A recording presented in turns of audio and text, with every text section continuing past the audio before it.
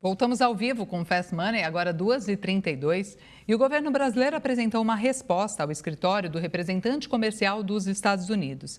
A declaração é uma posição relacionada à investigação iniciada sobre políticas brasileiras e entre os itens apontados está o PIX.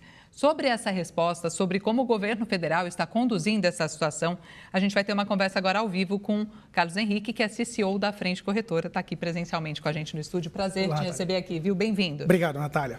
Felipe Machado, nosso analista, vai participar da conversa também. Vamos começar trazendo um contexto para a nossa audiência, né, do que está acontecendo. Então, a gente está falando daquela situação em que os Estados Unidos abriram uma investigação, né, Carlos, sobre políticas brasileiras. O governo já apresentou uma defesa detalhada, né, alegando que está tudo em conformidade com as regras internacionais. O que te chama mais atenção nesse contexto e nessas respostas? Nesse contexto, o que mais me chama a atenção é exatamente, vamos destacar assim, o excelente trabalho realizado pelo próprio Banco Central em relação ao PIX. Por quê? Porque o sistema PIX, hoje ele representa um avanço tecnológico que está sendo discutido ao redor do mundo inteiro. Essa solução que trouxe muito mais sinergia, muito mais avanço tecnológico para todos aqueles que possuem contas em instituições aderentes ao PIX, ele se mostra cada vez mais aderente ao redor do mundo. Quando a gente observa anos atrás, nos quais nós, principalmente brasileiros, utilizávamos muito o próprio talão de cheques, o próprio dinheiro em espécie mesmo, hoje praticamente grande parte das movimentações financeiras são realizadas hoje através do PIX. Isso traz muito mais, vamos dizer assim, segurança do ponto de vista jurídico, do ponto de vista regulatório, em relação à própria prevenção à lavagem de dinheiro, mas, acima de tudo, uma inovação tecnológica, colocando o Brasil num lugar de destaque no cenário econômico mundial. E, obviamente, que isso representa, de certa forma, um modelo disruptivo do uso, por exemplo, de, ao invés de usar cartão de crédito, utilizarmos a questão do PIX. E aí, obviamente, que isso chama um pouco da atenção mundial. Sim, incomoda, né? Felipe, sua pergunta para o Carlos. Carlos, boa tarde. Com certeza, né?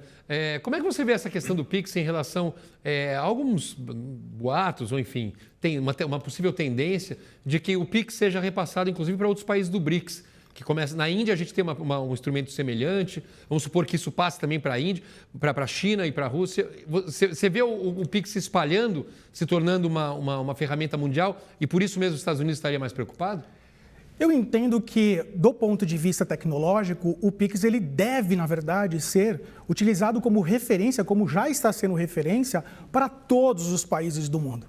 Obviamente que, assim, através da própria sigilo bancário, você não consegue simplesmente mudar a tecnologia de país. Os próprios países aderentes a essa solução tecnológica podem, obviamente, utilizar o Brasil como referência e criar dentro do próprio país este mesmo instrumento. Novamente, destacando a importância mundial de evolução tecnológica. Então, assim, eu não imagino hoje o Brasil, através do seu próprio Banco Central, ou até mesmo como nação, não podendo, de certa forma, não abrindo as portas para qualquer país do mundo de olhar para a nossa tecnologia, que hoje é uma referência mundial, do ponto de vista até de benchmark. Então, assim, eu gostaria muito, Felipe, de ver a nossa solução, que é o PIX, uma solução criada pelo próprio Banco Central do Brasil ao redor do mundo, colocando o Brasil no lugar de destaque que ele merece, que é de inovação tecnológica. E, Carlos, há quem também sugira que toda essa movimentação, esses questionamentos, tem um componente que vai para além do técnico, né? É uma questão política, é uma análise que faz sentido, né, do seu ponto de vista? É justo, é exagerado? Eu vejo da seguinte forma: qualquer mudança regulatória, técnico, jurídica, ela representa ali, obviamente, um momento de disrupção. Obviamente, quando nós tiramos, por exemplo, o espaço de talões de cheque, como eu destaquei, dinheiro em espécie e, obviamente, por exemplo, cartões de crédito, obviamente que a gente, de certa forma, como nação, o próprio sistema em si, ele vai incomodar. mas eu não vejo ele sendo utilizado ou, de alguma forma, sendo representado de uma forma negativa. Eu gosto muito da questão do próprio Pix. O Pix, volto a dizer, é uma solução feita para quem possui conta em instituições aderentes ao Pix, né? Então, assim, obviamente que nós brasileiros temos ali uma grande tendência de utilização em relação a ele. Eu gostaria muito de, por exemplo, ver o próprio Pix, um dia você em outro país, em vez de você procurar fazer ali, por exemplo, uma operação cambial, você conseguir fazer os seus pagamentos em outros países através do próprio Pix. Isso, para mim, seria uma evolução tecnológica incrível em termos de mundo, não estamos falando em termos de Brasil. Então, eu vejo como muito positivo e não negativo tudo isso que está acontecendo nesse momento.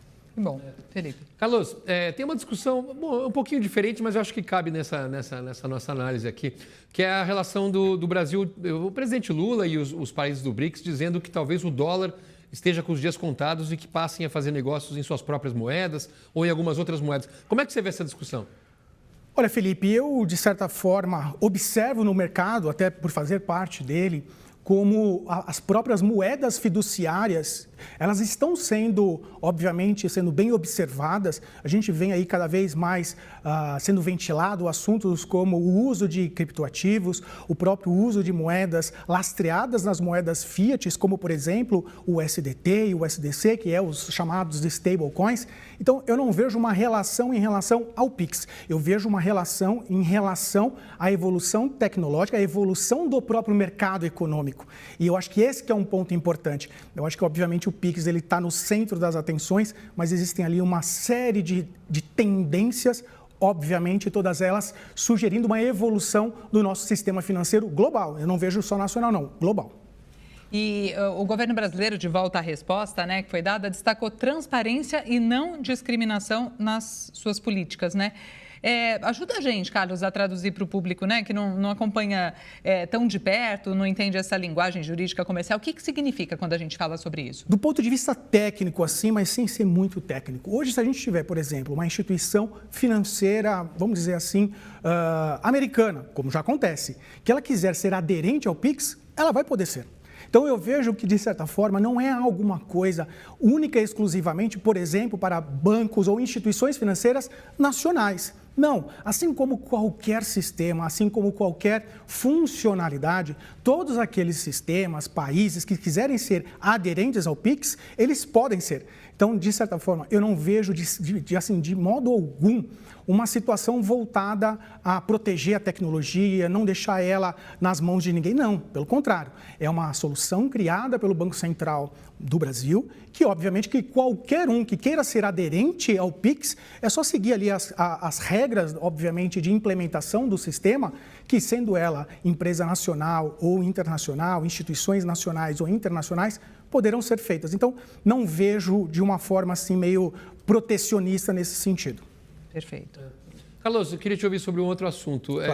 A diferença, por exemplo, entre Pix e cripto, né? Cripto, a gente tem... A garantia da cripto é uma coisa muito mais descentralizada. Você tem ali o próprio blockchain como garantia. Do ponto de vista do Pix, você tem o Banco Central dos países, né? Regulando ali essa unidade monetária. Como é que você vê a evolução? Você vê que a gente está indo mais para o lado de cripto, mais para o lado do Pix? As duas podem conviver de maneira harmônica? Como é que você vê essa tendência? Eu vejo, Felipe, eu acho que você foi muito cirúrgico em sua colocação. Eu vejo que há uma tendência, não nacional, mas global, de unificação dessas tecnologias. Porque assim, olha, hoje eu sou assim, Felipe, às vezes eu vou em algum estabelecimento, eu praticamente hoje com um celular você faz ali a questão de pagamentos. Então, cada vez mais as soluções internacionais e globais de pagamento, elas estão sendo feitas através do uso, por exemplo, de um smartphone, de modo cada vez mais tecnológico.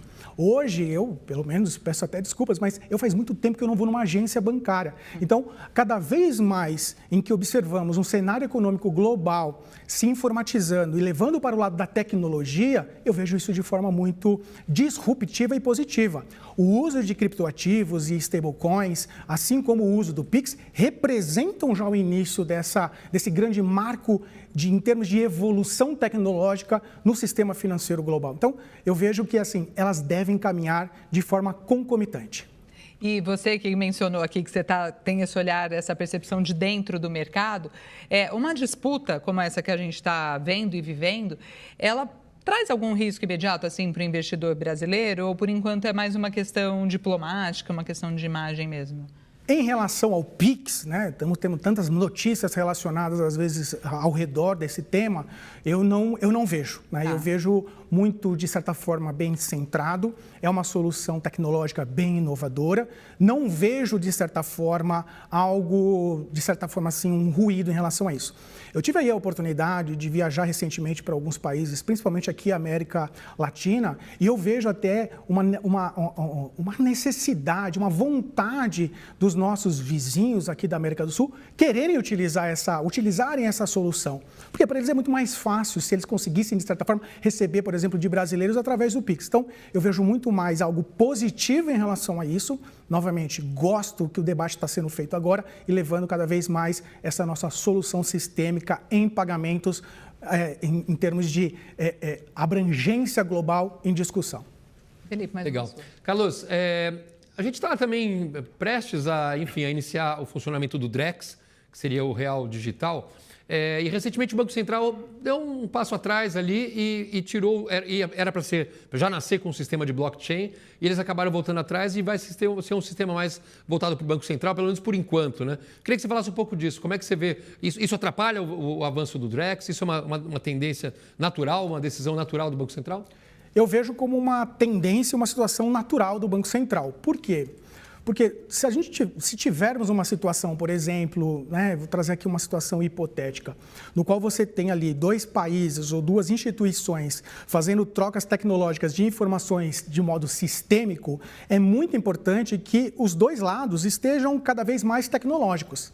Então, se a gente não tiver um sistema financeiro global no mesmo patamar de evolução de um Pix, de um Drex, a gente vai ter assim uma Ferrari andando praticamente numa rua esburacada. Não vai conseguir representar a sua melhor performance. Então, eu observando tudo isso que a gente teve de avanço tecnológico com o Pix e tudo aquilo que promete o Drex, eu vejo como, neste momento, uma medida muito interessante, conservadora, até para observar tudo isso que vem acontecendo. Então, eu vejo de forma muito positiva. Certo, quero agradecer Carlos Henrique, CEO da Frente Corretora, pela participação ao vivo aqui no Fast Money. Muito obrigada, volte sempre, viu? Obrigado, Natália. Obrigado, Felipe. Felipe. Até a